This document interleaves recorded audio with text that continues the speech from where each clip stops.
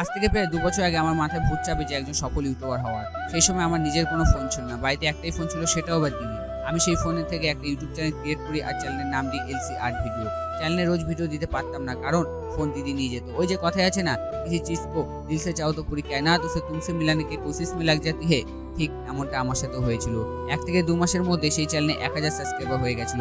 কিন্তু কে জানতো স্বপ্ন এতটা কাছে আসার পরও সেটাকে আমি ছুঁতে পারবো না। তারপর আস্তে আস্তে জীবনের পথ চলা শুরু হয়। কোনো কারণে আমার কাছ থেকে সেই ইউটিউব চ্যানেলটা চলে যায়। সেই সময় আমি অনেকটা ভেঙে পড়ি এবং একটা ডিপ্রেশনের মধ্যে চলে যাই। তারপর আমি একটা প্রতিজ্ঞা করি যে এরপর যদি কোনোদিন ইউটিউব ভিডিও করি তো নিজের ফোনেই করব। তারপর ফাইনালি ২ বছর পর আমি এলসিকে লোকনাথ ব্লগ নামে একটা ইউটিউব চ্যানেল খুলি। এই চ্যানেলটাতেও ২ মাসের মধ্যে ৫০০ সাবস্ক্রাইবার হয়ে গেছিলো।